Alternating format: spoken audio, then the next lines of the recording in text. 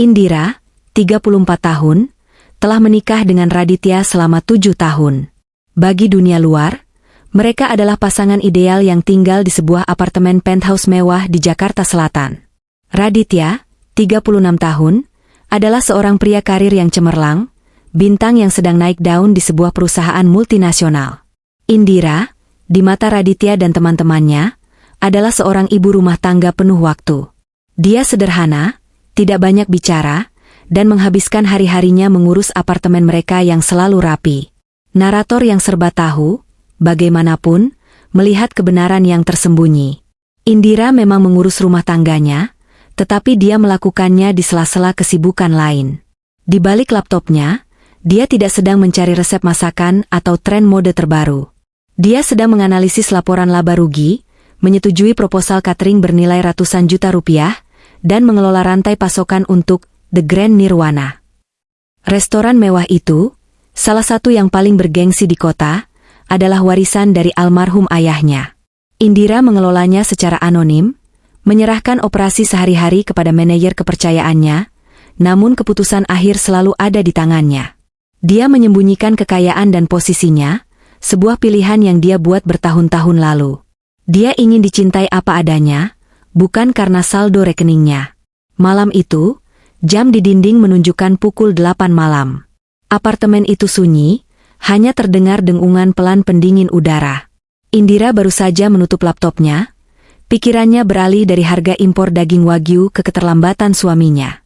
Dia mengenakan blus katun sederhana dan celana panjang yang nyaman. Di matanya, pakaian itu praktis. Narator tahu bahwa di lemari pakaian tersembunyi di balik rak buku, tergantung koleksi busana yang nilainya melebihi gaji tahunan Raditya. Tapi Indira jarang menyentuhnya. Pintu depan akhirnya terbuka. Raditya masuk.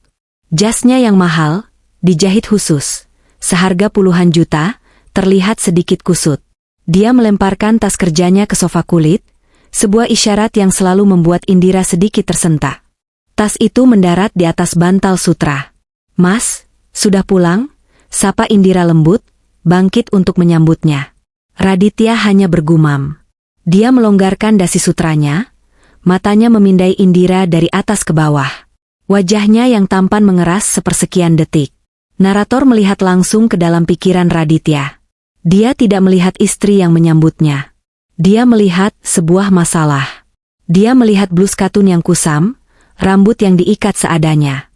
Hatinya mencelos. Bagaimana bisa aku, seorang yang baru saja meraih pencapaian terbesar dalam karirku, memiliki istri seperti ini? Pikirnya, rasa malu yang akut menjalari dirinya. Dia bahkan tidak berusaha. Di benak Raditya, citra Indira langsung tumpang tindih dengan citra Bella, rekan kerjanya. Bella, yang hari ini mengenakan gaun selutut berwarna merah anggur yang memeluk lekuk tubuhnya dengan sempurna, rambutnya tertata profesional, dan aroma parfumnya, mahal, memabukkan, masih tercium samar di kemejanya sendiri. Bella adalah citra kesuksesan. Indira, di matanya, adalah citra kegagalan domestik. "Makan malam sudah siap, Mas," kata Indira, pura-pura tidak melihat tatapan menghakimi itu. Dia sudah terlalu sering merasakannya akhir-akhir ini. Mereka duduk di meja makan yang besar, yang seharusnya bisa menampung 10 orang. Makanan yang disajikan Indira, semur lidah premium, resep rahasia koki di Nirwana yang dia modifikasi, terasa hambar di lidah Raditya. Indira mencoba memulai percakapan, merasakan kekosongan di antara mereka. Bagaimana rapatnya tadi? Apa beritanya bagus? Pikiran Indira dipenuhi harapan tulus. Semoga promosi ini membuatnya bahagia. Dia bekerja sangat keras. Dia tahu Raditya mengincar posisi manajer utama selama berbulan-bulan. Dia mendukungnya, mendengarkan semua keluh kesahnya, menenangkannya saat dia stres. Raditya mengunyah makanannya perlahan sebelum menjawab. "Bagus," katanya singkat. Dia sedang memikirkan cara terbaik untuk menyampaikan berita itu, dan yang lebih penting, konsekuensi dari berita itu. Pesta. Sebuah pesta besar. Dan dia tidak bisa, tidak akan, membawa Indira. "Hanya bagus," pancing Indira, mencoba tersenyum. Raditya meletakkan sendok dan garpunya. Suaranya terdengar berat. Aku akan jadi manajer utama. Efektif mulai minggu depan. Mata Indira berbinar. Rasa dingin dan jarak yang dia rasakan beberapa saat lalu seolah menguap. Mas. Astaga, selamat. Aku tahu kamu bisa. Dia berdiri, ingin memeluk suaminya. Raditya mengangkat tangan, menghentikannya. Duduk dulu, Indira. Ada lagi. Antusiasme Indira sedikit meredup. Dia duduk kembali. Perusahaan akan mengadakan gala dinner. Untuk merayakan promosiku. Sebuah acara besar. Itu luar biasa, kata Indira. Acaranya di The Grand Nirwana, lanjut Raditya. Jantung Indira berdebar sedikit lebih cepat. Sebuah ironi yang menggelitik. Di restoranku sendiri? Pikirnya geli. Dia bahkan tidak tahu. Dia membayangkan betapa terkejutnya nanti Raditya jika tahu. Mungkin ini saatnya memberitahunya. Wah, itu tempat yang luar biasa, Mas. Aku dengar. Masalahnya, potong Raditya, nadanya berubah menjadi dingin dan formal. Ini bukan sekadar pesta. Ini adalah panggungku. Semua direksi akan ada di sana. Klien kehormatan. Para petinggi dari regional. Ini soal citra, Indira. Soal bagaimana aku dilihat. Indira mengerutkan kening. Arah pembicaraan ini membuatnya tidak nyaman. Aku tidak mengerti maksudmu, Mas. Raditya menatap lurus ke mata istrinya. Tidak ada kehangatan di sana. Hanya ada kalkulasi dingin seorang eksekutif. Narator menyaksikan Raditya menghunus pisaunya. Kamu, kata Raditya, menunjuk istrinya dengan garpu, tidak usah ikut. Hening. Suara dengungan pendingin udara tiba-tiba terdengar memekakan telinga. Apa? Bisik Indira. Sayang dengar. Raditya mencoba melembutkan suaranya, tapi yang keluar malah nada merendahkan. Kamu, kan tidak pandai dandan. Kamu tidak terbiasa dengan acara sosialita seperti itu. Baju-bajumu, yah, kamu tahu. Kamu lebih suka yang nyaman. Pikiran Indira kosong sesaat. Tidak pandai dandan? Aku tidak mau reputasiku hancur. Lanjut Raditya, kini brutal dalam kejujurannya. Aku tidak mau orang-orang berbisik di belakangku. Manajer utama baru, tapi istrinya seperti, seperti kamu. Setiap kata adalah tusukan.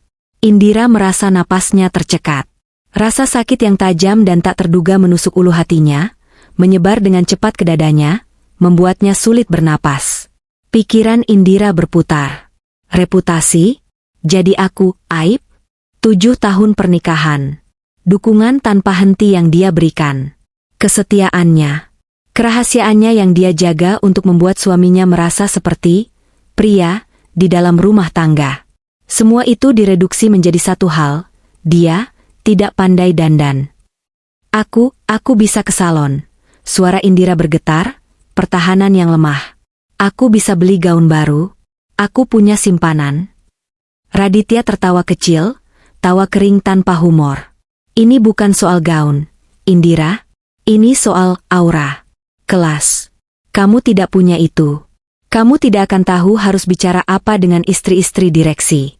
Kamu hanya akan berdiri di pojok, membuatku malu.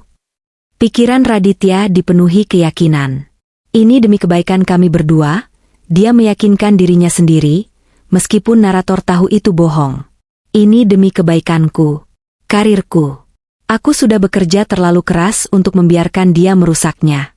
Dan kemudian, bayangan Bella melintas lagi di benaknya. Bella jauh lebih pantas mendampingiku di acara seperti ini, pikir Raditya. Bella tahu cara berjalan, cara bicara, cara memegang gelas sampanye. Bella adalah aset. Indira adalah liabilitas. Indira menundukkan kepalanya. Dia tidak menangis. Belum. Dia merasakan sesuatu yang lain. Sesuatu yang dingin dan berat terbentuk di perutnya. Amarah. Tapi amarah itu masih terbungkus dalam lapisan tebal rasa sakit dan penghinaan. Dia menatap piringnya. Semur lidah yang tadi pagi dia masak dengan penuh cinta, kini terlihat seperti ejekan. Jadi, kata Indira pelan, suaranya nyaris tak terdengar, kamu akan pergi sendiri ke pesta promosimu. Raditya merasa sedikit lega. Tidak ada teriakan. Tidak ada drama. Dia pikir dia sudah berhasil. Iya, itu yang terbaik. Nanti aku ceritakan semuanya. Ya? Aku bawakan makanan enak dari sana. Narator melihat penghinaan terakhir itu. Dia menawari istrinya sisa makanan dari pesta yang seharusnya merayakan kesuksesan mereka. Indira tidak berkata apa-apa lagi. Dia berdiri.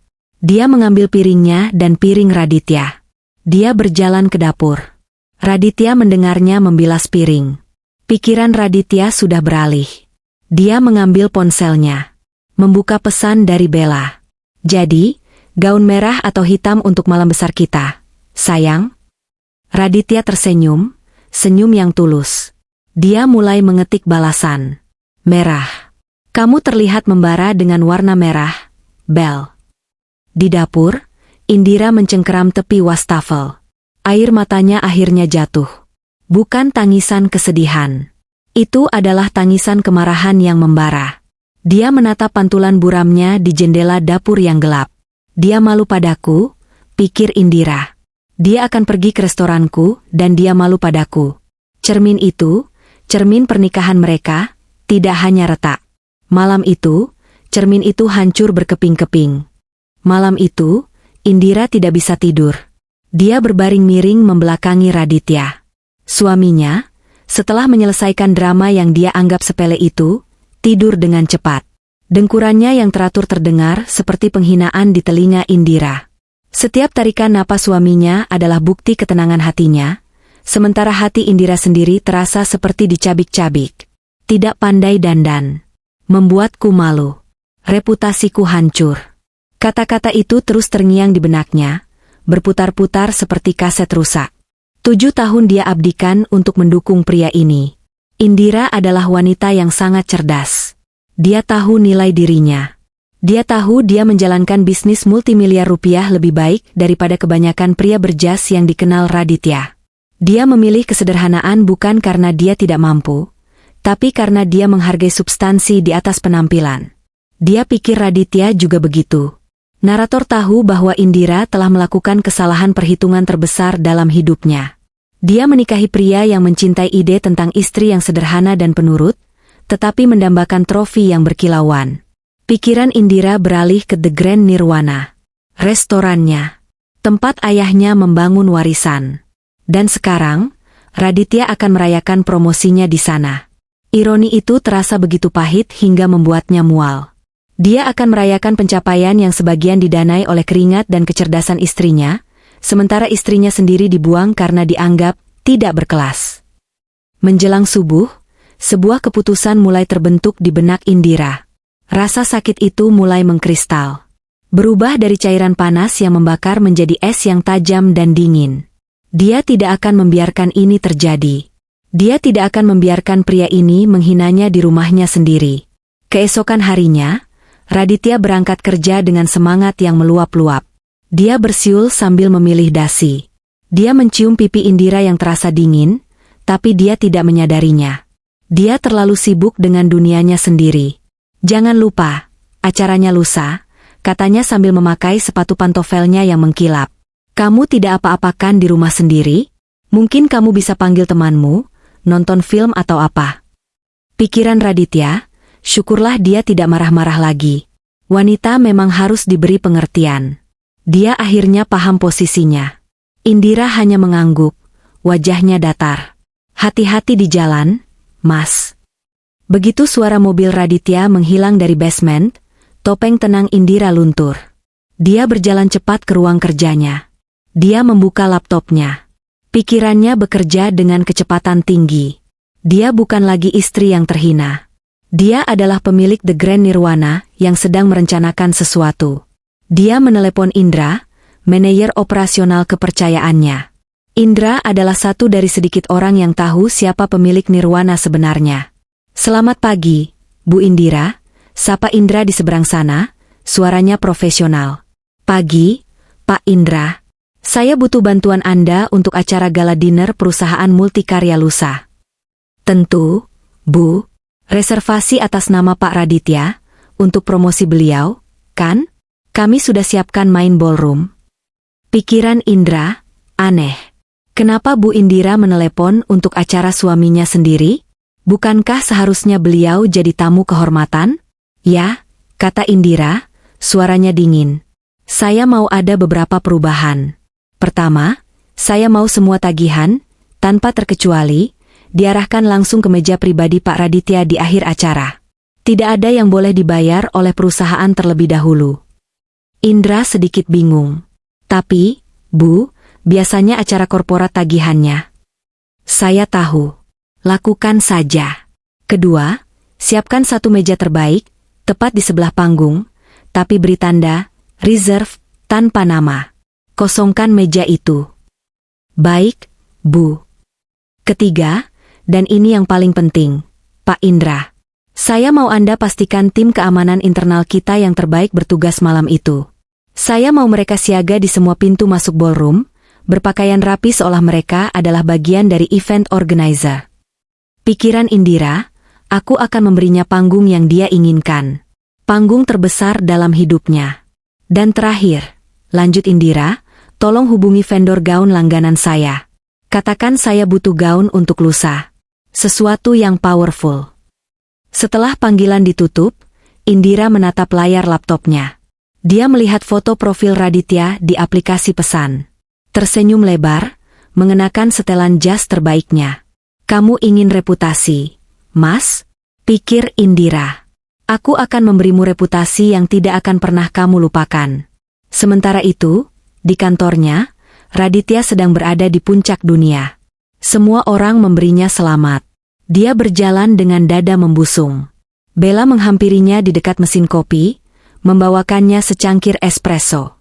Sudah tidak sabar menunggu lusa, manajer utama, bisik Bella, matanya bersinar penuh kekaguman dan kepemilikan. Raditya tersenyum, menyentuh punggung tangan Bella sekilas. Ini malam kita, Bel. Bukan hanya malamku. Pikiran Bella, akhirnya. Setelah berbulan-bulan menyembunyikan ini, semua orang akan lihat siapa wanita yang sebenarnya pantas mendampingi Raditya. Bukan istri kampungannya yang tidak pernah muncul itu. Narator tahu bahwa Bella dan Raditya adalah cerminan satu sama lain. Sama-sama ambisius, sama-sama dangkal, dan sama-sama dibutakan oleh gemerlap dunia. Raditya kembali ke mejanya, merasa seperti raja. Dia sudah melupakan percakapan menyakitkan dengan Indira. Baginya, itu hanyalah masalah kecil yang sudah selesai. Dia tidak tahu bahwa istrinya, wanita yang dia anggap aib, sedang mempersiapkan panggung untuk kejatuhannya. Undangan yang dia berikan kepada Bella adalah undangan berdarah yang akan merobek-robek karir dan harga dirinya. Indira, di sisi lain, merasa hidup. Untuk pertama kalinya setelah sekian lama, dia merasa fokus. Rasa sakit itu telah berubah menjadi energi. Dia tidak sedang merencanakan balas dendam. Narator tahu Indira berbohong pada dirinya sendiri. Tentu saja dia sedang merencanakan balas dendam. Dan itu akan menjadi sebuah mahakarya. 2 hari sebelum gala dinner, apartemen itu terasa sesak oleh keheningan. Keheningan yang tebal dan berat, yang tidak bisa ditembus oleh suara televisi atau denting sendok di piring. Raditya, dibutakan oleh arogansinya sendiri, mengira keheningan Indira adalah tanda penerimaan. Dia pikir istrinya sedang merajuk, tetapi pada akhirnya akan mengerti. Dia tidak tahu bahwa di dalam pikiran Indira sedang terjadi pergeseran tektonik. Rasa sakit yang melumpuhkan itu telah memudar, digantikan oleh kewaspadaan yang dingin. Narator tahu bahwa Raditya salah besar. Keheningan Indira bukanlah penerimaan, itu adalah medan perang yang sedang dipersiapkan. Malam itu, malam terakhir sebelum pesta, Raditya pulang lebih larut dari biasanya. Pukul 11 malam. Pintu terbuka dengan sedikit debaman, diikuti oleh langkah kakinya yang sedikit terhuyung. Dia tidak mabuk berat, tetapi dia jelas dalam suasana hati yang sangat baik, terlalu baik. Ada rona merah di pipinya dan senyum konyol di wajahnya. Indira sedang duduk di sofa ruang tamu yang gelap, diterangi hanya oleh cahaya bulan yang menembus jendela apartemen.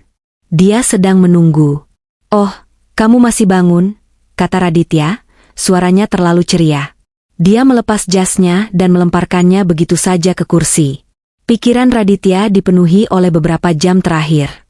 Dia dan Bella baru saja minum-minum di sebuah bar rooftop yang mahal untuk merayakan di awal. Tawa Bella, cara Bella menyentuh lengannya, janji di matanya. Malam ini sempurna, pikirnya. Besok akan lebih sempurna lagi. Aku pantas mendapatkan ini. Aku pantas mendapatkan Bella. Dia hampir lupa dia punya istri yang menunggu di rumah. Aku menunggumu, Mas, kata Indira, suaranya datar. Tidak perlu, kata Raditya, melambaikan tangannya dengan meremehkan. Aku ada rapat mendadak dengan klien. Membahas strategi pasca promosi. Sebuah kebohongan yang sangat buruk. Napasnya berbau sampanye. Pikiran Indira mencatatnya. Bohong. Raditya mulai membuka kancing kemejanya sambil berjalan ke kamar tidur. Aku lelah sekali. Besok hari besar. Aku harus tidur. Dia melepaskan kemejanya dan melemparkannya ke lantai dekat keranjang cucian. Meleset. Indira tidak berkata apa-apa. Dia menunggu sampai Raditya masuk ke kamar mandi dan suara pancuran air terdengar. Dia berdiri. Dia berjalan ke kamar tidur. Dia memungut kemeja putih yang ternoda itu. Seperti seorang ilmuwan forensik, dia mengangkatnya. Dan kemudian, dia menciumnya. Itu bukan aroma sampanye. Itu bukan aroma asap rokok. Itu adalah aroma parfum wanita. Sangat kuat, sangat spesifik. Aroma bunga melati yang berat, dicampur dengan vanila dan sesuatu yang hangat, seperti kayu cendana. Itu adalah parfum yang mahal, jenis parfum yang dirancang untuk meninggalkan jejak, untuk menandai wilayah. Itu jelas bukan parfum Indira. Indira lebih suka aroma sabun yang bersih dan ringan. Pikiran Indira berpacu. Aroma apa ini? Dia membeku.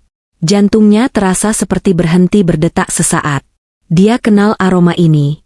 Dia pernah menciumnya sebelumnya. Tapi di mana? Narator membawanya kembali ke 3 minggu lalu. Indira memutuskan untuk memberi kejutan pada Raditya. Dia sedang berada di dekat kantor suaminya setelah bertemu dengan desainer interior untuk renovasi kecil di salah satu ruang privat Nirwana. Dia membelikan Raditya kopi favoritnya dan sepotong kue. Dia masuk ke lobi gedung yang megah itu, merasa sedikit canggung dengan blus katun dan celana jeans sederhananya di antara para eksekutif berjas rapi. Dia masuk ke lift. Lift itu penuh. Tepat di sebelahnya, berdiri seorang wanita. Wanita itu tinggi, rambutnya hitam legam tergerai sempurna, mengenakan gaun kerja berwarna merah anggur yang memeluk tubuh. Dan aroma itu begitu kuat di dalam ruang sempit lift. Melati, vanila, kayu cendana. Indira ingat dia melirik lencana nama wanita itu. Bella. Divisi pemasaran. Divisi yang sama dengan Raditya. Saat itu, Indira tidak memikirkannya. Itu hanya parfum. Tetapi sekarang, di kamarnya sendiri, dengan kemeja suaminya di tangannya, aroma yang sama terasa seperti tamparan di wajah. Bella. Pikiran Indira mulai menghubungkan titik-titik itu dengan kecepatan yang menakutkan. Titik pertama, lembur yang terlalu sering. Selalu ada, rapat penting, atau presentasi mendadak, selama 3 bulan terakhir. Titik kedua, panggilan telepon. Panggilan yang membuat Raditya berjalan ke balkon, berbicara dengan suara pelan.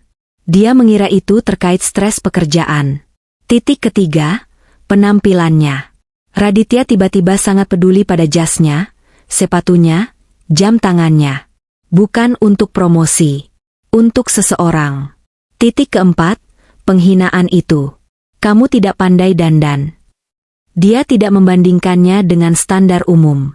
Dia membandingkannya dengan seseorang. Dengan Bella. Semuanya jatuh ke tempatnya.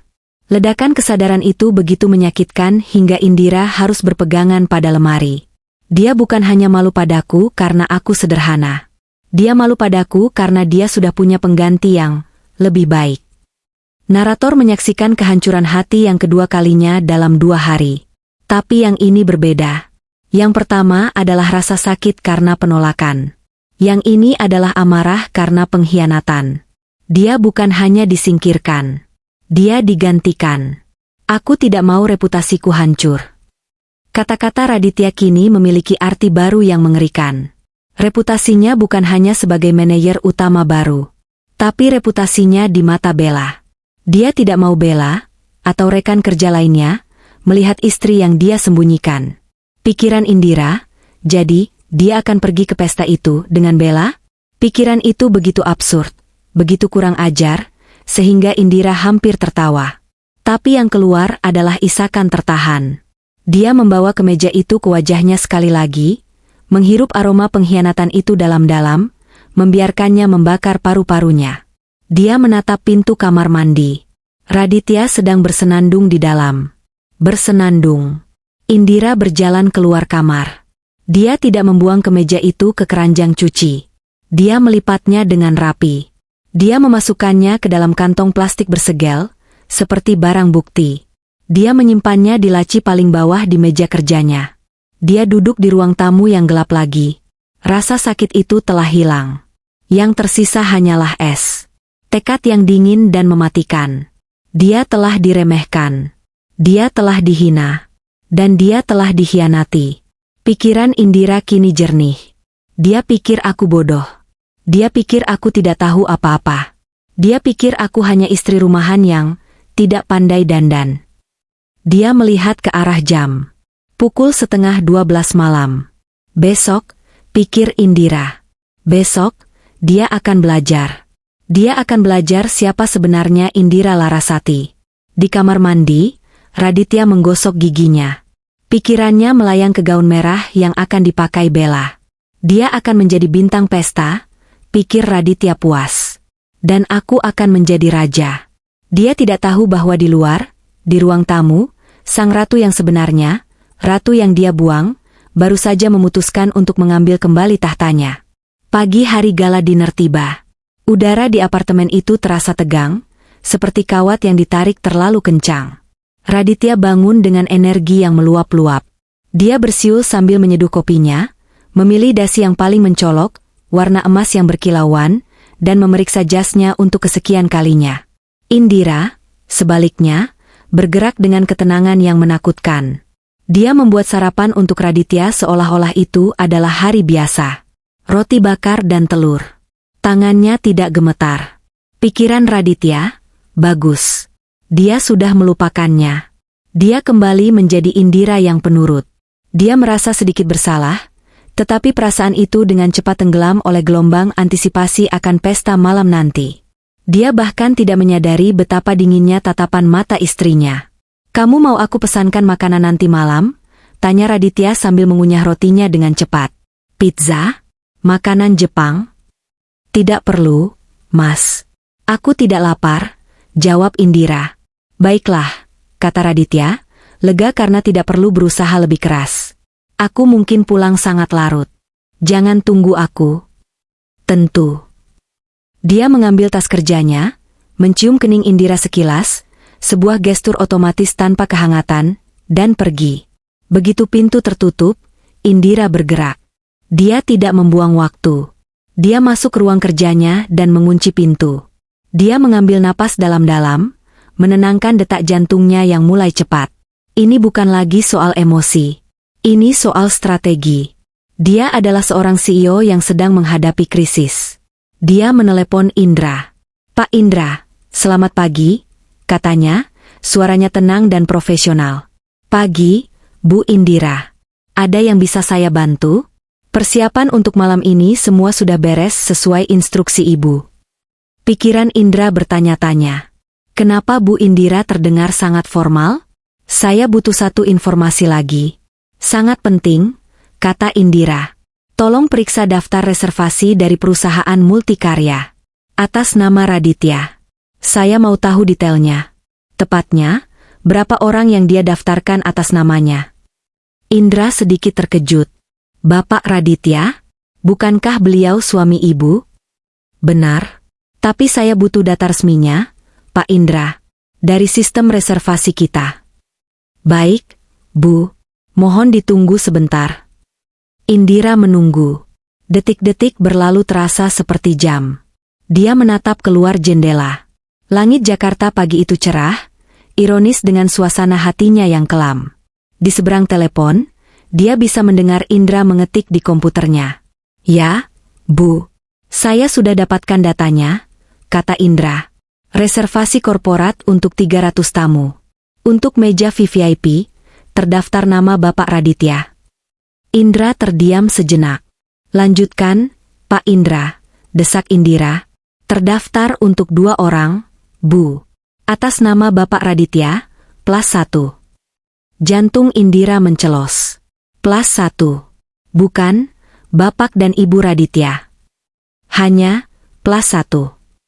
Pikiran Indira, dia bahkan tidak mendaftarkan namaku sejak awal. Dia sudah merencanakan ini. Pak Indra, kata Indira, suaranya kini setajam silet. Saya mau Anda cari tahu siapa nama, +1, itu. Segera. Gunakan koneksi Anda dengan event organizer dari Multikarya.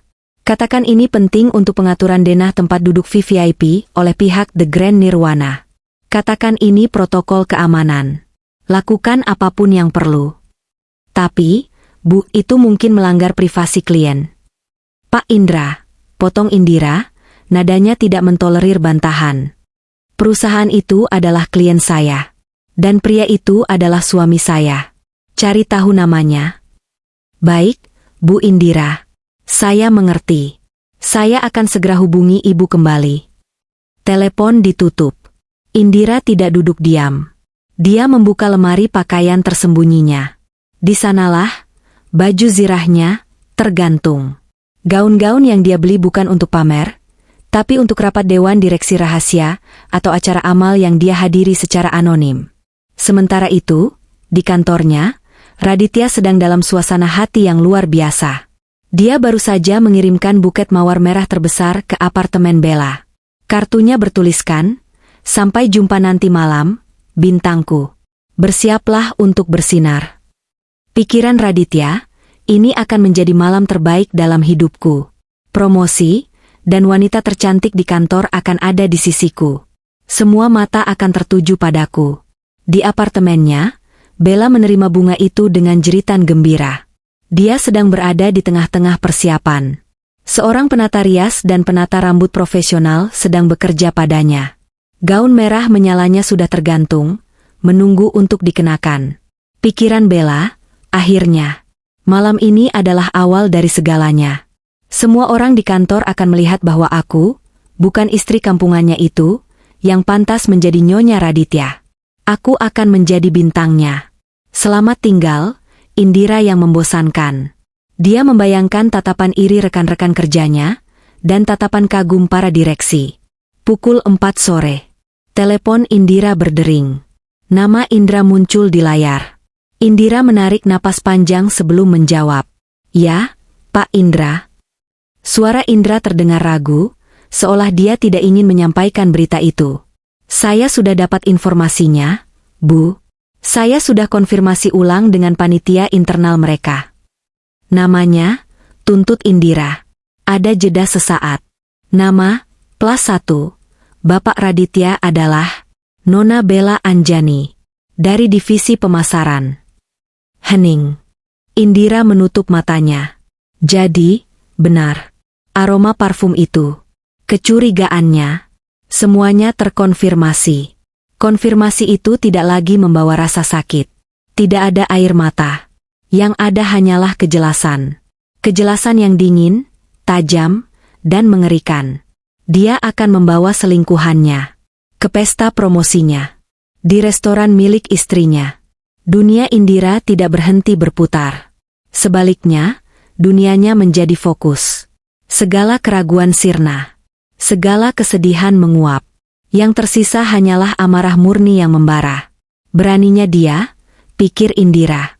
Beraninya dia melakukan ini padaku. Di rumahku. Bu Indira? Apa Ibu masih di sana? Suara Indra terdengar cemas. Indira membuka matanya. Saya di sini, Pak Indra. Terima kasih atas kerja keras Anda. Apa yang harus saya lakukan? Bu? Haruskah saya membatalkan reservasi, +1-nya? Pikiran Indra dipenuhi kekhawatiran. Ini bisa menjadi skandal besar.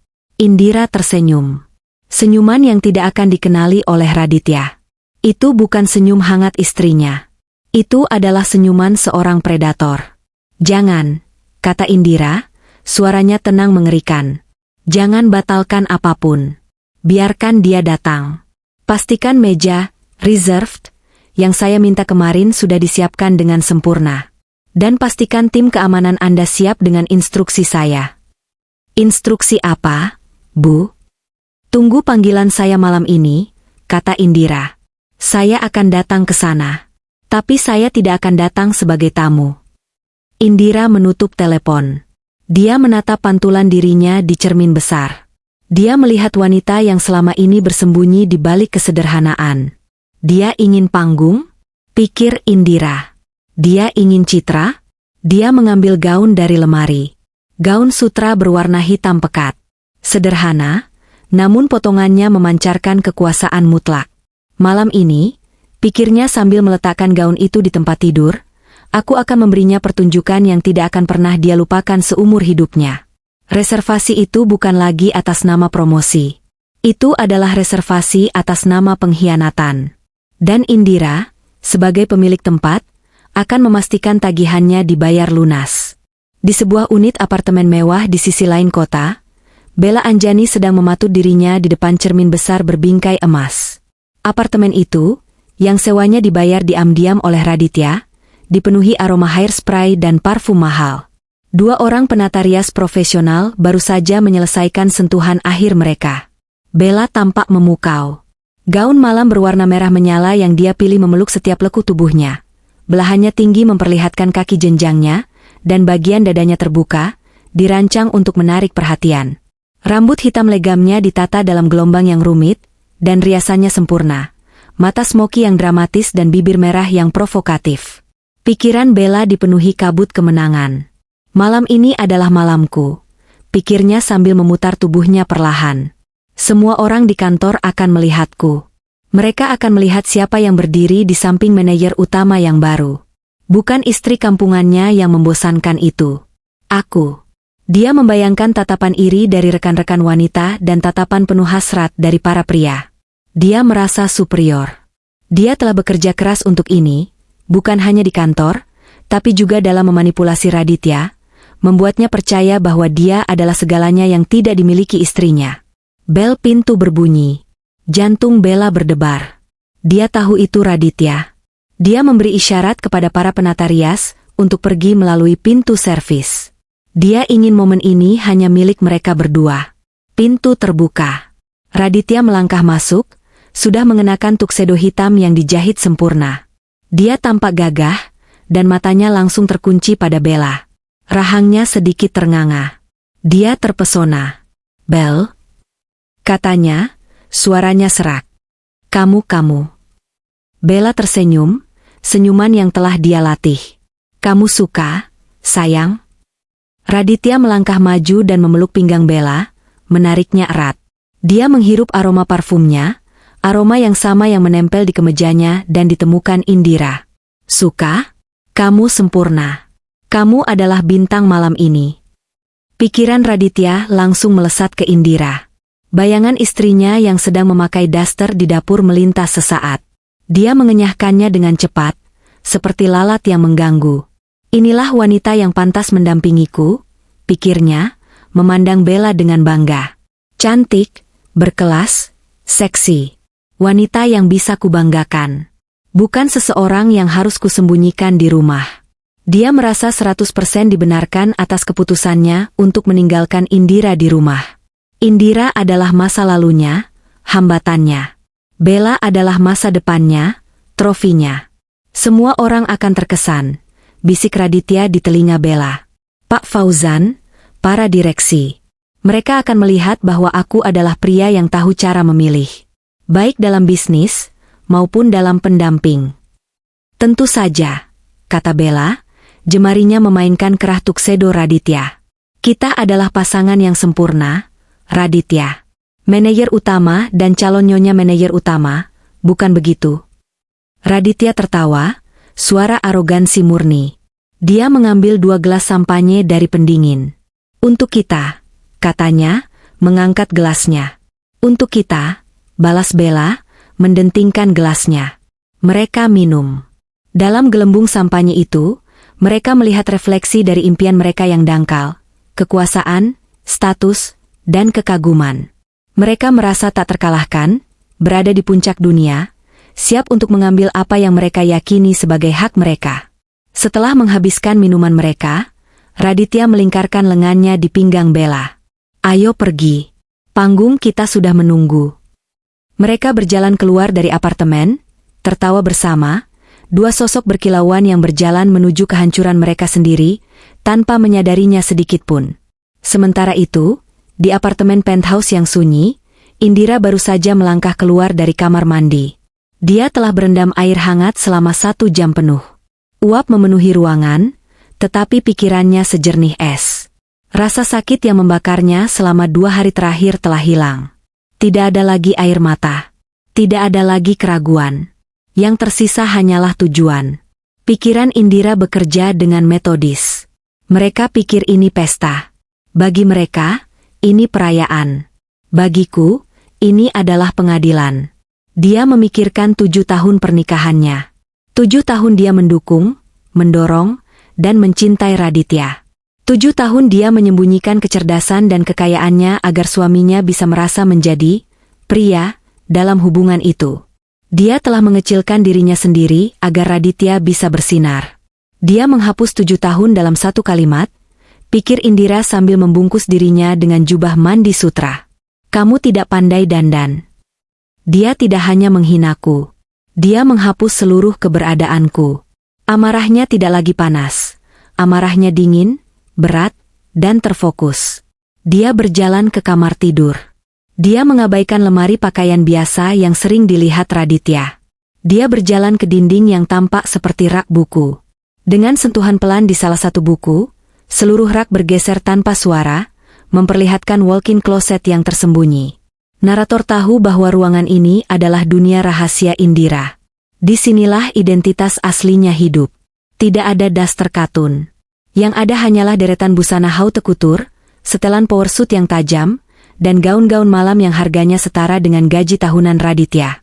Ini adalah pakaian Indira Larasati, pemilik The Grand Nirwana. Tatapannya menyapu deretan pakaian itu. Dia tidak mencari sesuatu yang mencolok. Dia tidak perlu bersaing dengan gaun merah Bella. Dia tidak akan bermain di permainan yang sama. Dia mencari sesuatu yang lain. Kekuasaan. Otoritas. Pilihannya jatuh pada gaun sutra hitam pekat. Desainnya menipu. Dari depan, gaun itu sangat sederhana, berlengan panjang, dengan leher tinggi yang konservatif. Tapi punggungnya terbuka sepenuhnya, turun hingga ke pinggang dalam bentuk V yang dramatis. Itu adalah gaun yang berbisik, bukan berteriak. Gaun itu berkata, "Aku tidak perlu berusaha. Aku adalah pusat perhatian." Dia tidak memanggil penata rias. Tangannya mantap saat dia merias wajahnya sendiri. Riasannya minimalis namun tegas. Foundation tipis, blush on ringan. Tapi matanya, dia membingkai matanya dengan eyeliner hitam yang tajam, membuat tatapannya terlihat menusuk. Untuk bibirnya, dia memilih lipstik merah tua, semerah darah kering. Rambutnya, yang panjang dan terawat, dia biarkan tergerai lurus di punggungnya yang terbuka, menciptakan kontras yang mencolok dengan gaun hitamnya. Terakhir, perhiasan. Dia membuka kotak beledu. Bukan kalung berlian yang mencolok. Bukan gelang yang gemerlapan. Dia hanya mengambil sepasang anting berlian solitaire. Sederhana, elegan, warisan dari ibunya. Nilainya cukup untuk membeli mobil mewah yang dikendarai Raditya. Dia berdiri di depan cermin besar. Wanita yang balas menatapnya bukanlah Indira, sang istri rumahan. Ini adalah Indira, sang ratu. Pikiran Indira, Raditya malu karena aku tidak pandai dandan. Dia benar. Aku tidak dandan. Aku sedang memakai baju zirahku. Dia merasakan kekuatan mengalir di nadinya. Dia tidak lagi merasa seperti korban. Dia adalah sang pengendali. Malam ini, pikirnya, senyum tipis yang dingin tersungging di bibirnya yang merah tua, dia akan bertemu dengan diriku yang sebenarnya. Dan dia akan menyesal seumur hidupnya. Dia tidak memesan taksi. Dia menelepon nomor pribadi. 15 menit kemudian, sebuah sedan hitam mewah tanpa tanda, mobil pribadinya yang jarang digunakan, meluncur diam-diam ke lobi apartemen. Sopir pribadinya membukakan pintu. "Ke Nirwana, Pak," kata Indira, suaranya tenang. Lewat pintu masuk pemilik. The Grand Nirwana berkilauan malam itu. Lobi utamanya telah diubah. Karpet merah terbentang, puluhan fotografer dari media bisnis dan gaya hidup berjejer di belakang tali pembatas. Ballroom utamanya, sebuah ruangan megah dengan langit-langit setinggi 10 meter dan lampu kristal raksasa yang harganya miliaran, dihiasi dengan bunga-bunga impor yang didatangkan khusus. Logo perusahaan multikarya diproyeksikan dengan elegan ke dinding berlapis kain sutra. Ratusan tamu telah hadir. Para eksekutif puncak, klien-klien penting, politisi, dan sosialita Jakarta. Mereka semua mengenakan pakaian terbaik mereka. Udara dipenuhi denting gelas kristal, tawa yang sopan, dan gumaman percakapan bisnis yang bernilai jutaan dolar. Narator tahu bahwa setiap detail di ruangan ini, mulai dari suhu pendingin udara, campuran minuman di bar, hingga lipatan serbet di setiap meja, telah melalui persetujuan akhir dari satu orang, Indira Larasati. Ini adalah kerajaannya. Tepat pukul 8 malam, kehebohan kecil terjadi di pintu masuk utama. Raditya dan Bella tiba. Mereka melangkah ke karpet merah seolah-olah mereka adalah raja dan ratu yang baru dinobatkan. Raditya dalam tuksedonya yang sempurna, memancarkan kepercayaan diri. Bella, dalam gaun merahnya yang mencolok, bergelayut mesra di lengannya. Seperti yang telah mereka perkirakan, semua mata tertuju pada mereka. Lampu kilat kamera menyala-nyala. Para tamu berbisik-bisik. Pikiran Bella melambung tinggi. "Aku berhasil." Lihat tatapan mereka. Mereka iri. Mereka mengagumi. Dia tersenyum lebih lebar, sedikit mendongakkan dagunya. Dia merasa seperti seorang bintang film. Pikiran Raditya dipenuhi oleh kebanggaan yang membuncah. Inilah hidup yang pantas untukku. Sempurna. Dia melihat rekan-rekan kerjanya menatap dengan campuran rasa kaget dan kagum. Dia melihat para manajer lain, pesaingnya, menatap dengan iri. Mereka lihat aku, manajer utama baru, dengan wanita tercantik di ruangan ini. Inilah citra kesuksesan. Dia merasa tak terkalahkan. Mereka berjalan memasuki ballroom. Seorang pelayan langsung menawarkan sampanye di atas nampan perak. Mereka mengambil 2 gelas. "Selamat, Pak Raditya." Penampilan yang serasi. "Bella, kamu tampak luar biasa." Pujian datang dari kiri dan kanan. Raditya dan Bella menerimanya dengan senyuman puas. Kemudian, kerumunan sedikit terbelah. Fauzan, direktur utama multikarya, berjalan ke arah mereka. Fauzan adalah seorang pria berusia akhir 50-an, berwibawa, dengan rambut perak yang disisir rapi. Dia adalah seorang konservatif yang sangat peduli pada citra dan etika perusahaan. "Raditya, selamat atas promosimu," kata Fauzan, suaranya berat dan berwibawa. Dia menjabat tangan Raditya dengan erat. Pesta yang luar biasa. The Grand Nirwana memang tidak pernah mengecewakan. "Terima kasih, Pak Fauzan. Saya sangat menghargainya," kata Raditya, suaranya sedikit tegang karena gugup berbicara dengan atasan tertingginya. Mata Fauzan kemudian beralih ke Bella, yang tersenyum manis di samping Raditya. Alis Fauzan terangkat sepersekian milimeter, sebuah gerakan yang nyaris tak terlihat, namun penuh makna bagi pengamat yang jeli. Pikiran Fauzan, Bella Anjani, dari divisi pemasaran. "Aku sudah dengar rumor itu. Tapi aku tidak menyangka Raditya akan sebodoh ini, membawanya secara terang-terangan ke acara resmi perusahaan." "Di mana istrinya?" Fauzan tahu Raditya sudah menikah. Dia selalu mengirimkan bingkisan liburan untuk Pak Raditya dan Ibu. "Ini langkah yang sangat berisiko, Raditya. Ini menunjukkan penilaian yang buruk. Citra adalah segalanya." Secara lahiriah, Fauzan tetap sopan. "Dan ini?" "Pak Fauzan, kenalkan," kata Raditya, terlalu bersemangat. "Ini Bella Anjani. Rekan saya dari divisi pemasaran. Dia banyak membantu saya dalam proyek terakhir." "Rekan?" ulang Fauzan pelan. Dia mengulurkan tangannya pada Bella. "Senang bertemu dengan Anda, Nona Bella." Gaun yang mencolok.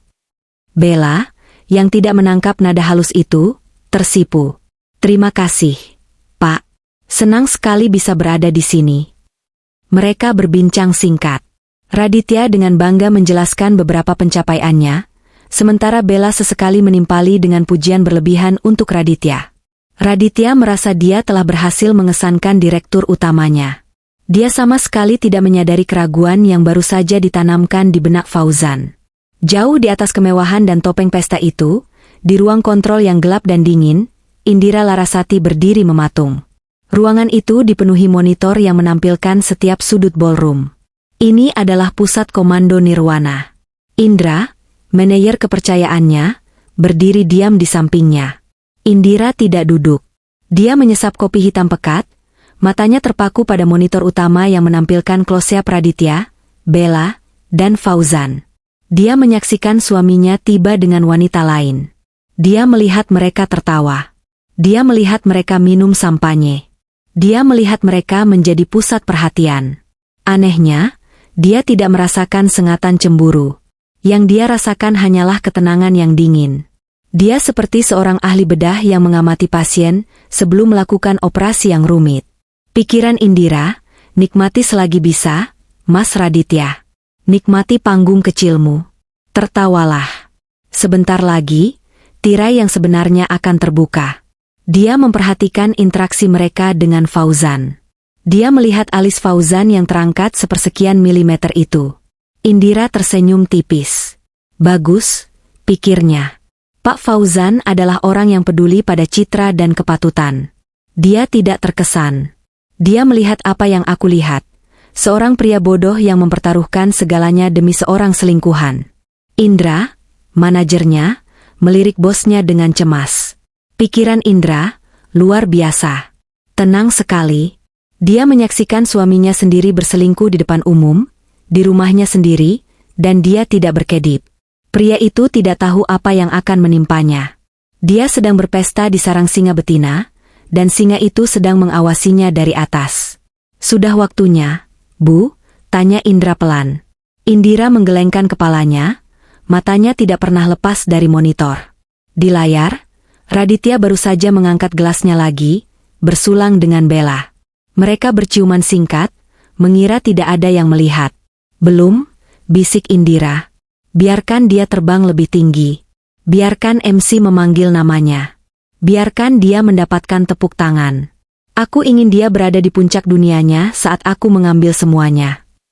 Setelah beberapa sambutan ringan dari pembawa acara dan video korporat singkat yang menampilkan pencapaian perusahaan, momen puncak malam itu tiba. Pembawa acara, seorang wanita dengan gaun perak yang gemerlapan, tersenyum cerah ke arah mikrofon. Dan sekarang, suaranya menggema di seluruh penjuru ballroom yang megah. Kita sampai pada alasan utama kita berkumpul malam ini. Untuk merayakan seorang bintang yang sedang bersinar di keluarga multikarya. Seseorang yang dedikasi dan visinya telah membawa divisi pemasaran ke tingkat yang baru. Mari kita sambut dengan tepuk tangan yang paling meriah, manajer utama kita yang baru, Bapak Raditya. Tepuk tangan membahana. Semua mata tertuju pada meja VIP tempat Raditya duduk. Pikiran Raditya terasa meledak dalam euforia murni. Inilah saatnya. Inilah yang dia impikan. Dia berdiri, merapikan kerah tuksedonya yang kaku. Dia merasakan sentuhan ringan Bella di lengannya, sebuah gestur posesif yang memberinya gelombang kekuatan. Dia menatap Bella sekilas, dan Bella balas menatapnya dengan penuh pemujaan. Dia pantas ada di sisiku, pikir Raditya sambil berjalan menuju panggung. Langkahnya mantap, penuh percaya diri. Lampu sorot mengikutinya, membuatnya menjadi satu-satunya pusat gravitasi di ruangan itu. Dia merasa seperti seorang kaisar yang berjalan menuju singgasananya. Dia melihat lautan wajah, rekan kerja, pesaing, direksi, klien. Mereka semua bertepuk tangan untuknya. Untukku. Di meja VIP, pikiran Bella berputar dalam kemenangan. Dia akan naik ke panggung. Dia akan berterima kasih padaku. Aku tahu itu. Dia duduk lebih tegak, dagunya sedikit terangkat. Dia bisa merasakan tatapan iri dari meja-meja lain. Dia melihat beberapa rekan wanita dari divisinya berbisik. Biarkan mereka berbisik, pikir Bella sinis. Mereka berbisik karena mereka kalah. Aku yang menang. Aku yang akan berdiri di samping pria ini. Dia sudah membayangkan masa depan, liburan mewah, perhiasan, rumah baru, dan akhirnya, cincin di jarinya. Istri sah. Dia telah menginvestasikan berbulan-bulan untuk ini, dan malam ini adalah pembayarannya. Di meja lain, Fauzan, sang direktur utama, bertepuk tangan dengan sopan. Ekspresinya netral, tetapi pikirannya bekerja dengan analitis. Anak ini memang punya pencapaian, pikir Fauzan. Angkanya bagus.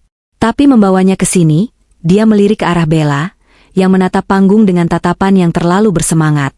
Menunjukkan kecerobohan. Seorang pemimpin sejati tidak mencampurkan urusan pribadi yang kotor dengan citra profesional. Dia mempertaruhkan stabilitas timnya demi mainan baru. Ini penilaian yang buruk. Fauzan mulai merasa sedikit menyesal atas keputusannya. Promosi ini mungkin terlalu cepat.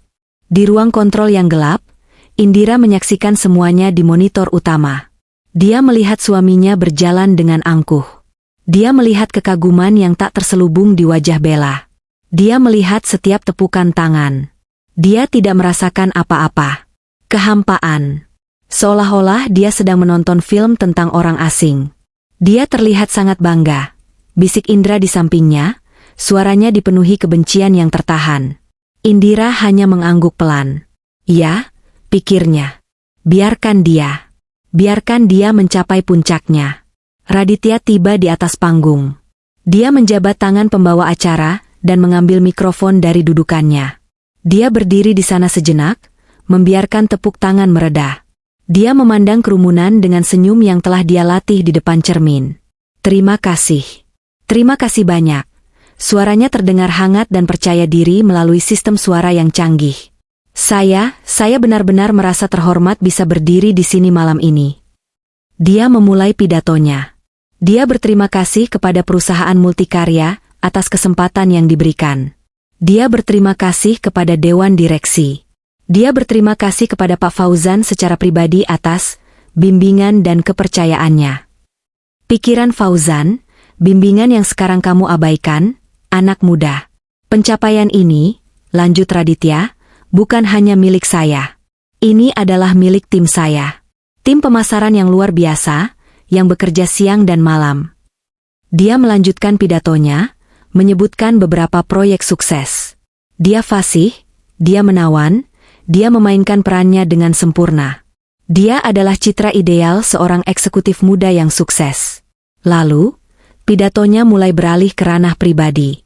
Kesuksesan seperti ini, katanya, suaranya sedikit melembut, tidak pernah diraih sendirian. Ada banyak pengorbanan di baliknya. Ada banyak malam yang panjang, banyak stres, banyak keraguan. Di ruang kontrol, Indira mencengkeram tepi meja. Pengorbanan? Pikirnya. Dia berani bicara soal pengorbanan? Dia teringat malam-malam dia memijat punggung Raditya yang tegang, mendengarkan keluh kesahnya, memberinya ide-ide cemerlang yang kemudian Raditya akui sebagai idenya sendiri di kantor. Dia teringat uangnya sendiri yang dia suntikan secara diam-diam ke investasi kecil Raditya yang gagal, hanya untuk menyelamatkan harga dirinya. Dan dalam semua itu, kata Raditya di atas panggung, matanya kini mencari seseorang di kerumunan. Dia menemukannya. Matanya terkunci pada Bella. Ada seseorang, lanjut Raditya, senyumnya kini menjadi sangat pribadi, yang selalu ada, yang mengerti tekanan pekerjaan ini, yang memberi saya energi untuk terus maju. Seseorang yang sangat spesial malam ini. Ruangan menjadi sedikit lebih senyap. Para tamu merasakan ada pergeseran. Ini bukan lagi pidato korporat. Pikiran Raditya, ini dia. Momennya. Biarkan semua orang tahu. Biarkan Bella tahu. Dia merasa berani, mabuk oleh kekuasaannya sendiri. Indira tidak akan pernah mengerti ini. Tapi Bella adalah bagian dari dunia ini. Kemudian, dia melakukannya. Dia mengedipkan sebelah matanya ke arah Bella. Sebuah gestur kecil. Sebuah gestur yang intim. Sebuah gestur yang disaksikan oleh 300 orang di layar besar di samping panggung. Di mejanya, Bella merasa seolah-olah disiram air mawar hangat. Darah mengalir ke pipinya, menciptakan rona merah yang dia harap terlihat menawan. Dia tersipu, menundukkan kepalanya sedikit, lalu menatap Raditya kembali dengan mata berbinar. Pikiran Bella, dia mengakuiku. Di depan semua orang. Di depan Pak Fauzan. Ini lebih baik dari yang dia bayangkan. Itu adalah klaim. Sebuah janji publik. Dia milikku. Semua orang tahu itu sekarang. Dia merasa menang mutlak atas istri Raditya yang tak terlihat itu. Di mejanya, Fauzan menghela napas pelan. Bodoh, pikirnya. Benar-benar bodoh. Ini bukan lagi kecerobohan. Ini adalah penghinaan terang-terangan terhadap institusi pernikahan dan, yang lebih penting bagi Fauzan, terhadap citra perusahaan. Dia pikir ini drama romantis? Ini adalah bunuh diri korporat. Di ruang kontrol, Indira melihat kedipan mata itu. Dia melihat rona merah di pipi Bella. Dia melihat senyum puas di wajah suaminya. Itu adalah paku terakhir di peti mati. Pengkhianatan itu kini lengkap. Itu bukan lagi rahasia. Itu telah diumumkan di atas panggung, di bawah lampu sorot, di dalam restorannya. Dia menoleh ke Indra. Matanya, yang tadinya kosong, kini menyala dengan api yang dingin. Sekarang, bisiknya. Indra mengangguk, tegang. Siap, Bu. Indira menarik napas dalam-dalam. Matikan musiknya setelah tepuk tangan. Berikan lampu sorot kedua padaku saat aku masuk. Sisanya, serahkan padaku. Dia berbalik dan berjalan keluar dari ruang kontrol, langkah kakinya tidak bersuara di atas karpet tebal. Di atas panggung, Raditya tidak menyadari apapun. Dia mengangkat gelasnya. Untuk multikarya. Untuk masa depan. Ballroom meledak dalam tepuk tangan sekali lagi. Raditya meminum kemenangannya. Dia berada di puncak dunia. Dia merasa tak tersentuh. Tepuk tangan meriah masih menggema saat Raditya mengangkat tangannya, berterima kasih. Dia merasa seperti seorang raja. Senyumnya lebar, matanya berkilauan karena arogansi dan sampanye. Dia baru saja akan menyerahkan kembali mikrofon kepada pembawa acara. Lalu, sesuatu terjadi. Musik perayaan yang seharusnya mengalun untuk mengiringi Raditya turun dari panggung, tidak pernah dimulai. Sebaliknya, keheningan yang tiba-tiba dan total menyelimuti ballroom. Tepuk tangan mereda dengan canggung, berganti menjadi gumaman bingung. Lampu sorot utama masih menyorot Raditya, yang kini tampak bingung. Dia mengetuk mikrofonnya. Terima kasih. Pikirannya berputar. Apa audionya mati? Masalah teknis? Sial, jangan sekarang. Kemudian, lampu sorot kedua menyala. Lampu itu tidak menyorot panggung. Lampu itu menyorot pintu masuk samping ballroom, pintu masuk yang biasanya digunakan untuk staf VIP atau pemilik. Di dalam lingkaran cahaya itu, berdirilah seorang wanita. Hening. Dia melangkah maju. Satu-satunya suara di ruangan berkapasitas 300 orang itu adalah suara ketukan pelan namun tajam dari sepatu hak tingginya di lantai marmer. Tuk, tuk, tuk. Seperti detak jam menuju eksekusi. Dia berjalan lurus ke arah panggung. Raditya menyipitkan matanya ke arah cahaya. Siapa itu? Pikirannya berusaha memproses. Staf hotel? Ada masalah? Wanita itu semakin dekat. Dia mengenakan gaun sutra hitam pekat. Rambutnya yang panjang tergerai lurus. Dia bergerak dengan keanggunan yang dingin dan penuh kuasa. Di mejanya, Bella mengerutkan kening. Siapa wanita ini? Pikirnya kesal. Beraninya dia merusak momen Raditya? Dia pikir dia siapa? Di mejanya, Fauzan mencondongkan tubuh ke depan, matanya yang tajam mengamati.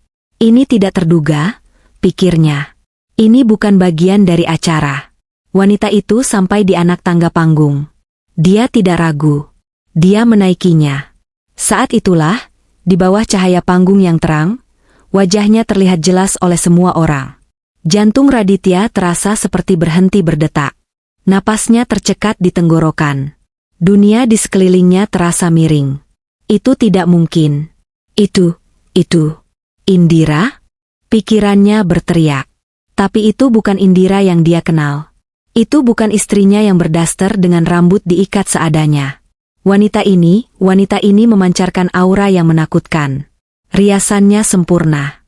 Matanya menatap lurus ke depan, dingin seperti es.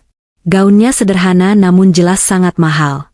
Dia tampak seperti seorang ratu. Apa yang dia lakukan di sini? Kepanikan mulai menjalari tenggorokan Raditya. Bagaimana dia bisa masuk? Indira berjalan lurus ke arah pembawa acara, yang berdiri membeku karena bingung. Dengan gerakan tangan yang tenang, Indira mengambil mikrofon dari genggaman MC. Dia bahkan tidak melihat wanita itu. Dia berbalik menghadap kerumunan. Menghadap suaminya. Raditya mundur selangkah, wajahnya pucat pasi. "Indira?" bisiknya, tapi suaranya tidak keluar. Indira menatap lurus ke mata Raditya. Di layar besar, close-up wajahnya yang tenang dan cantik terpampang untuk dilihat semua orang. Dia menunggu 1 detik lagi, membiarkan ketegangan membangun hingga ke titik puncaknya. Lalu dia berbicara. Suaranya tenang, jelas, dan diperkuat oleh sistem suara terbaik di kota itu. Suaranya membelah keheningan. "Pidato yang indah, Mas Raditya." Raditya gemetar. "Dia memanggilku apa? Di depan semua orang?" "Sangat menginspirasi," lanjut Indira, suaranya tanpa emosi. "Bicara tentang kerja keras. Tentang pencapaian." Di mejanya, Bella akhirnya sadar. Itu istrinya? Pikirnya tak percaya. Ini istrinya? Wanita yang Raditya bilang, kampungan, dan tidak pandai dandan? Bella merasakan gelombang rasa tidak aman yang tiba-tiba. Wanita ini jauh lebih mengintimidasi daripada yang dia bayangkan. Indira mengalihkan pandangannya dari Raditya, menyapu kerumunan. Dia melihat Fauzan, yang menatapnya dengan saksama. Dia melihat Bella, yang menatapnya dengan campuran kebencian dan kebingungan. Lalu dia menatap Raditya lagi. "Saya sangat menghargai," kata Indira, "kamu memilih restoran saya untuk merayakan promosi kamu." 1 kalimat. Bom itu meledak dalam keheningan total. Di seluruh ruangan, rahang-rahang berjatuhan. Ratusan pasang mata membelalak. Restoran apa? Pikiran Fauzan meledak dalam kesadaran. Restoran saya? Dia menatap Indira, lalu ke logo The Grand Nirwana di belakang panggung. Astaga! Dia pemiliknya? Indira Larasati? Potongan-potongan puzzle itu langsung menyatu. Wanita warisan. Kekayaan lama. Dan Raditya adalah suaminya? Fauzan tiba-tiba merasa mual. Pria ini bukan hanya bodoh. Dia gila. Pikiran Bella hancur berkeping-keping. Restorannya? Tidak mungkin. Dia berbohong. Dia pasti berbohong untuk mempermalukan Raditya. Tapi wajah Raditya menceritakan kisah yang berbeda. Wajah Raditya telah kehilangan semua warna. Keringat dingin membanjiri pelipisnya. Lututnya gemetar hebat. Dia menatap Indira seolah-olah dia sedang melihat hantu. "Tidak," pikiran Raditya menjerit. Tidak. Ini tidak nyata. Dia bohong. Dia tidak mungkin, tapi dia tahu. Jauh di lubuk hatinya, dia melihat kebenaran yang mengerikan di mata istrinya yang tenang. Dia pemiliknya. Selama ini, semua kebohongan, semua penghinaan, semua kesombongannya runtuh menimpanya dalam 1 detik yang menghancurkan. "Sebuah tempat yang indah untuk merayakan," lanjut Indira, suaranya masih setenang danau beku. "Dan kamu bahkan membawa hadiah spesialmu." Tatapannya beralih ke Bella. Tatapan yang menusuk. Nona Bella Anjani. Dari divisi pemasaran. Gaun merah yang cantik. Bella merasa seolah-olah ditelanjangi di depan semua orang. Dia bisa merasakan panasnya tatapan semua orang padanya. Dia bukan lagi bintang pesta. Dia adalah pelacur. "Saya tidak tahu apa yang lebih mengesankan," kata Indira, kembali menatap Raditya. "Kebodohanmu karena mengkhianati istrimu, atau keberanianmu karena melakukannya di restorannya, menggunakan kartu kredit perusahaan yang tagihannya, pada akhirnya, juga akan kembali padaku." Sebuah desahan kolektif terdengar dari kerumunan. Ini lebih baik dari sinetron manapun. "Indira, tolong." Raditya akhirnya bersuara, suaranya parau, memohon. "Jangan lakukan ini." "Lakukan apa?" tanya Indira. "Mengatakan kebenaran? Kamu yang memulai ini, Mas Raditya. Kamu malu padaku. Kamu bilang aku tidak pantas ada di acaramu. Kamu bilang aku akan merusak reputasimu. Dia tersenyum tipis. Senyuman yang paling menakutkan yang pernah Raditya lihat. Tapi lihatlah sekelilingmu. Kamu tidak butuh bantuanku untuk merusak reputasimu. Kamu melakukannya dengan sangat baik sendirian. Dia berbalik sedikit. Dia melihat Indra, manajernya, kini berdiri di dekat panggung, diapit oleh 4 penjaga keamanan berbadan tegap yang mengenakan setelan jas. Pak Indra, panggil Indira, suaranya kini berubah menjadi tajam dan penuh otoritas. Ya, Bu Indira, jawab Indra, suaranya lugas. Saya tidak mengundang 2 orang ini ke pesta saya, kata Indira, menunjuk ke arah Raditya dan Bella. Mereka mengganggu tamu-tamu saya. Tolong antar mereka keluar dari properti saya. Indira, kamu tidak bisa, teriak Raditya, akhirnya menemukan suaranya dalam kepanikan. Ini pestaku, promosiku. Pestamu sudah selesai, kata Indira dingin. 2 penjaga keamanan melangkah ke atas panggung. Tidak, jangan sentuh saya, Raditya mencoba melawan. Bella, di mejanya, membeku ketakutan. 2 penjaga keamanan lainnya berjalan menghampirinya. Tuan, tolong ikut kami, kata salah satu penjaga kepada Raditya. Lepaskan. Nona, Anda harus pergi. Tidak. Raditya, lakukan sesuatu. Jerit Bella saat seorang penjaga dengan sopan namun kuat memegang lengannya. Di depan 300 kolega, klien, dan direktur utama mereka, Raditya, manajer utama yang baru, dicengkeram lengannya oleh keamanan. Tuksedonya menjadi kusut. Dia meronta seperti anak kecil. Bella, bintang pesta, diangkat dari kursinya, gaun merahnya tersingkap dengan tidak elegan. Lepaskan saya. Anda tidak tahu siapa saya, pekik Bella. Dia tamu saya, teriak Raditya, putus asa. Dia bukan tamu, suara Indira memotong segalanya. Dia penyusup.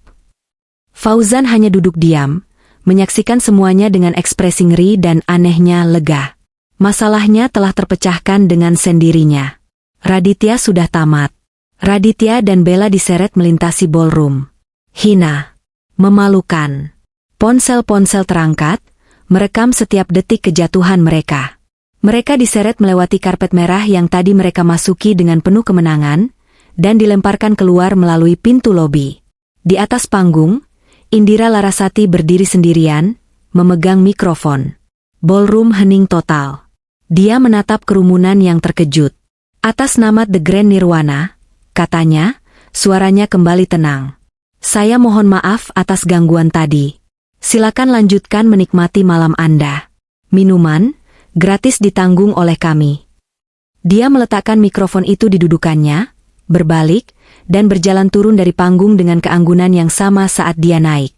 Dia menghilang melalui pintu samping, meninggalkan keheningan yang pekat dan skandal terbesar tahun ini di belakangnya. 1 bulan telah berlalu.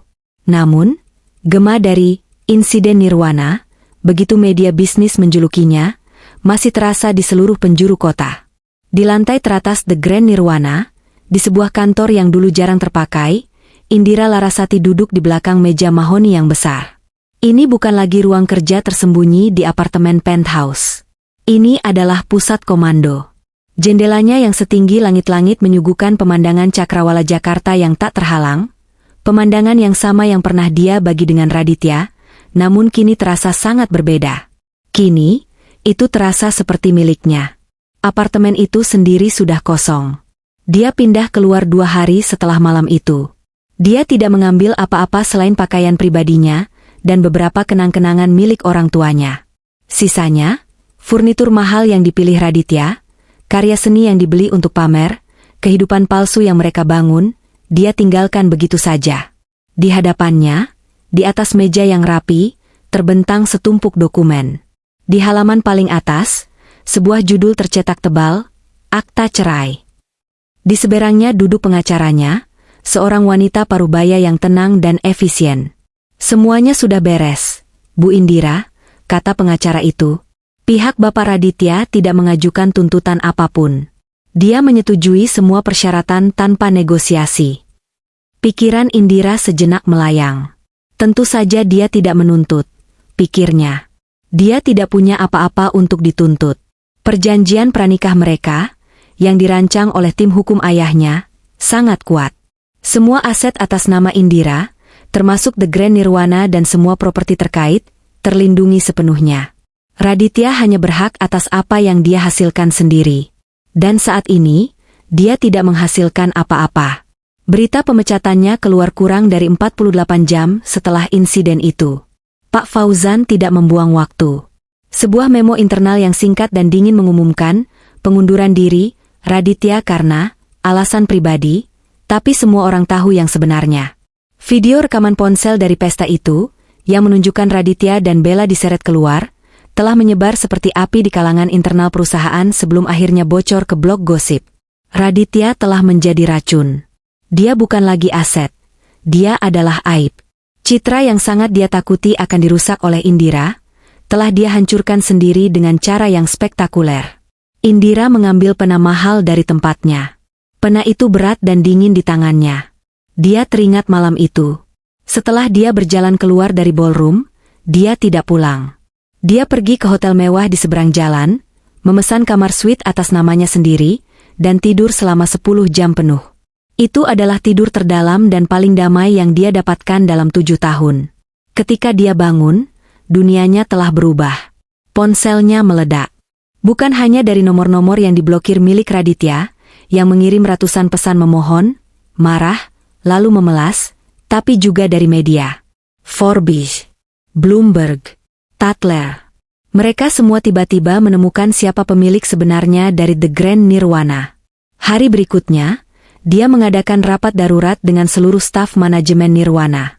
Dia berjalan ke ruang rapat, bukan sebagai Ibu Indira, yang ramah dan sesekali mampir, tapi sebagai Indira Larasati, pemilik dan direktur utama. Dia mengenakan setelan celana berwarna putih gading yang tajam. Dia memaparkan visinya, rencananya untuk ekspansi, dan standar baru yang dia harapkan. Para staf, termasuk Indra, menatapnya dengan rasa kagum yang baru. Mereka tidak lagi melihat istri yang tertindas. Mereka melihat seorang pemimpin. Pikiran Indra, saat itu, dia menyembunyikan ini selama bertahun-tahun. Bukan hanya kekayaannya, tapi kekuatan ini. Pria itu tidak hanya bodoh, dia buta. Sekarang, sebulan kemudian, Indira sudah mapan dalam peran barunya. Dia tidak lagi bersembunyi. Dia menemukan bahwa dia tidak hanya bisa menjalankan bisnis ini secara terbuka. Dia menyukainya.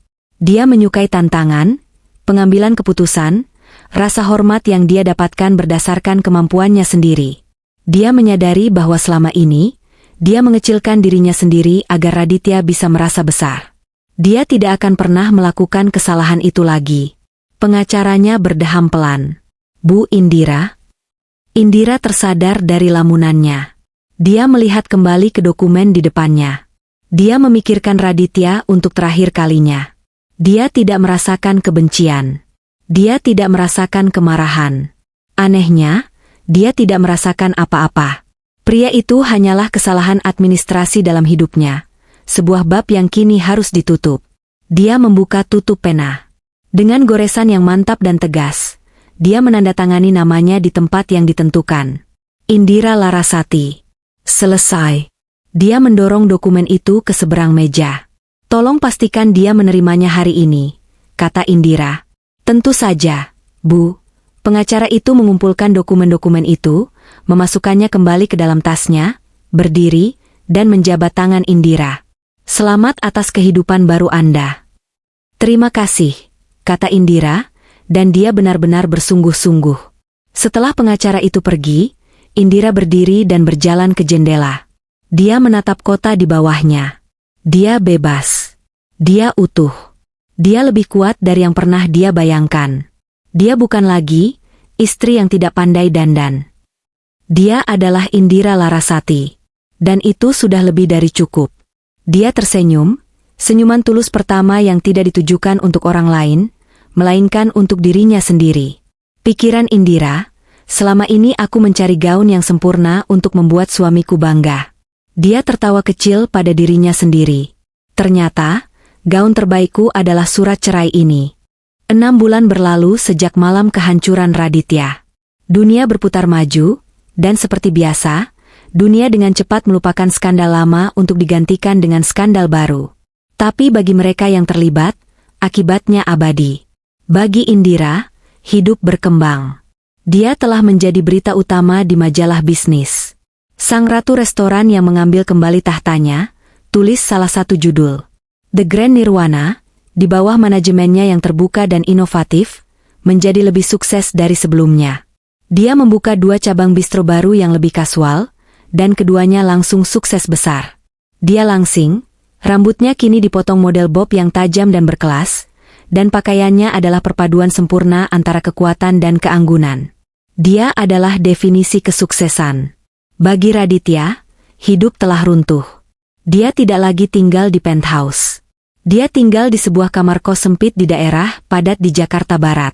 Ukuran kamar mandinya lebih kecil dari lemari sepatu Indira. Cat di dindingnya mengelupas, dan satu-satunya jendela menghadap ke dinding bata tetangga. Pemecatannya dari Multikarya telah memasukkannya ke dalam daftar hitam industri. Skandal itu, lengkap dengan video viralnya yang diseret keluar sambil berteriak, telah membuatnya tidak dapat dipekerjakan di tingkat eksekutif. Tidak ada perusahaan besar yang mau menyentuh seseorang dengan citra yang begitu hancur dan penilaian yang sangat buruk.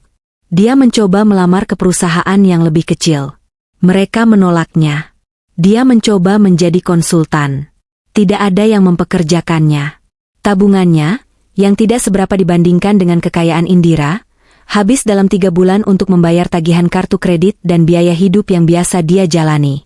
Dia telah menjual jam tangan mewahnya. Dia telah menjual mobilnya. Dia sekarang naik bus kota. Dan Bella meninggalkannya seminggu setelah insiden itu. Narator menyaksikan adegan terakhir mereka. Itu terjadi di apartemen penthouse yang masih disewa Raditya saat itu. Raditya sedang panik, mencoba menghubungi pengacara, mencoba menyelamatkan pekerjaannya. Bella keluar dari kamar tidur, menyeret 2 koper besar. "Kamu mau kemana?" tanya Raditya. Suaranya putus asa. Bella menatapnya tanpa emosi. Riasannya sempurna, seolah dia akan pergi ke pesta lain. Pikiran Bella, dia sudah selesai. Dia pecundang. Dan aku tidak akan tenggelam bersamanya. "Aku pergi," katanya dingin. "Aku tidak bisa terlihat bersama orang sepertimu." "Tapi kita." Raditya tergagap. "Aku melakukan ini untuk kita. Aku memilihmu." Bella tertawa, tawa yang kering dan menghina. "Kamu memilihku? Kamu tidak memilih apa-apa, Radit. Kamu hanya pria bodoh yang ketahuan. Kamu bilang padaku istrimu bukan siapa-siapa. Kamu bilang dia hanya ibu rumah tangga kampungan. Kamu berbohong padaku." "Aku tidak tahu," jerit Raditya. "Bagaimana aku bisa tahu?" "Itulah masalahnya," kata Bella, berhenti di pintu. "Kamu tidak tahu. Kamu buta. Kamu pikir kamu pintar, tapi kamu pria paling bodoh yang pernah aku temui. Kamu punya segalanya, istri yang kaya raya, posisi, dan kamu membuangnya. Bukan untukku, Radit. Kamu membuangnya karena egomu sendiri." Pikiran Bella, "Aku harus segera mencari pekerjaan baru. Mungkin di perusahaan pesaing. Menjauh dari skandal ini. Aku akan bilang aku tidak tahu apa-apa, bahwa aku juga korban. Selamat tinggal, Raditya," katanya. "Semoga berhasil dengan dengan apapun sisa hidupmu." Dia pergi. Dia tidak pernah menoleh ke belakang. Raditya mendengar dari rekan kerjanya bahwa Bella pindah ke Singapura sebulan kemudian, sudah bekerja di perusahaan lain, mencari mangsa barunya. Dan kini, 6 bulan kemudian, Raditya sendirian. Benar-benar sendirian. Malam itu, hujan turun dengan derasnya di Jakarta. Bukan gerimis, tapi badai tropis yang mengubah jalanan menjadi sungai. Raditya baru saja keluar dari wawancara kerja yang memalukan untuk posisi staf penjualan junior di sebuah perusahaan asuransi kecil. Mereka menolaknya. "Kami mencari seseorang dengan citra yang lebih bersih," kata manajernya. Dia tidak punya cukup uang untuk naik ojek daring. Dia berjalan kaki. Dalam hitungan detik, kemejanya yang tipis dan agak kusam basah kuyup, menempel di tubuhnya yang kini lebih kurus. Dia kedinginan, lapar, dan putus asa. Dia berjalan tanpa tujuan, pikirannya kosong karena rasa malu. Dan entah bagaimana, kakinya membawanya ke tempat yang familiar. Dia berdiri di seberang jalan dari The Grand Nirwana. Restoran itu tampak seperti sebuah permata yang bersinar di tengah badai. Hangat, terang, dan penuh dengan kehidupan. Orang-orang tertawa di dalam, kaya dan bahagia. Sebuah dunia yang dulu menjadi miliknya, atau setidaknya, dia pikir begitu. Pikiran Raditya dipenuhi racun. Dia mengambil semuanya dariku. Pekerjaanku, rumahku, harga diriku. Tapi di bawah kemarahan itu ada kebenaran yang lebih dalam, kebenaran yang tidak berani dia akui. Aku yang membuangnya. Aku yang melakukan ini pada diriku sendiri. Dia gemetar. Bukan hanya karena dingin. Itu adalah gemetar karena penyesalan yang total dan menghancurkan. Dia adalah aib yang dulu sangat dia takuti. Saat itulah, sebuah sedan hitam mewah, yang sangat dia kenali sebagai mobil pribadi Indira, meluncur pelan dan berhenti di lobi utama restoran. Seorang petugas pintu berseragam rapi, yang baru, Raditya samar-samar ingat petugas lama dipecat karena merekam kejadian malam itu, bergegas keluar dengan payung besar. Pintu belakang terbuka. Indira melangkah keluar. Raditya menahan napas. Dia tampak memukau. Dia tidak mengenakan gaun malam. Dia mengenakan setelan celana berwarna biru tua yang pas di badan, dipadukan dengan blus sutra putih. Rambut bobnya yang baru berkilau di bawah cahaya lobi. Dia sedang tertawa. Tertawa lepas, tulus, tentang sesuatu yang dikatakan sopirnya. Dia tampak kuat. Dia tampak bahagia. Dia tampak benar-benar dan sepenuhnya hidup. Lalu, tawanya memudar. Dia berhenti, seolah merasakan sesuatu. Dia berbalik. Mata mereka bertemu. Melintasi jalan yang basah, di tengah derasnya hujan. Sang ratu di bawah cahaya lobi yang hangat, dan sang pengemis yang basah kuyup dalam kegelapan. Waktu berhenti. Pikiran Raditya menjerit. Indira, tolong. Lihat aku. Bantu aku. Maafkan aku. Dia ingin memanggil namanya. Dia ingin berlari menyeberang jalan dan bersujud di kakinya. Dia ingin memohon pengampunan, pekerjaan, sisa makanan. Apa saja. Tapi dia tidak bisa bergerak. Rasa malu melumpuhkannya. Dia adalah pria yang telah menghina wanita ini, menyebutnya tidak pantas. Dan sekarang, dia bahkan tidak pantas untuk berdiri di jalan yang sama dengannya. Instingnya mengambil alih. Dia melakukan apa yang dilakukan oleh orang yang hancur. Dia menundukkan kepalanya dalam-dalam. Dia memalingkan wajahnya, menyembunyikan dirinya dalam bayang-bayang, gemetar karena malu dan dingin. Di seberang jalan, Indira menatap sosok yang menyedihkan itu. Dia mengenalinya. Tentu saja. Pria yang pernah berbagi ranjang dengannya. Pria yang telah menghancurkan hatinya. Pikiran Indira berputar. Apa yang dia rasakan? Kemarahan? Tidak ada lagi. Dendam? Sudah terbayar lunas. Kasihan? Tidak. Dia menatap pria yang hancur itu, basah kuyup dalam hujan, terlalu malu bahkan untuk menatap matanya. Pria yang dulu begitu bangga dengan jasnya, kini mengenakan kemeja kotor. Pria yang dulu menyebutnya aib, kini menjadi aib itu sendiri. Dan satu-satunya emosi yang muncul di benak Indira adalah rasa geli. Sebuah ironi yang begitu sempurna. Sebuah karma yang begitu lugas dan terlihat jelas. Indira tertawa kecil. Itu bukan tawa yang keras atau menghina. Itu adalah tawa pelan yang renyah, tawa seseorang yang baru saja mendengar lelucon yang absurd. Suara tawanya yang singkat itu terdengar jelas sesaat, bahkan di tengah derasnya hujan. Karma memang selucu itu, pikirnya. Dia berbalik dari pria itu, dari masa lalunya. Dia melangkah masuk ke dalam restorannya yang hangat dan terang, ke dalam kehidupannya yang baru, dan tidak pernah menoleh ke belakang lagi. Di seberang jalan, Raditya tetap membeku, sendirian dalam badai, dengan hanya suara tawa samar istrinya yang menghantuinya dalam kegelapan.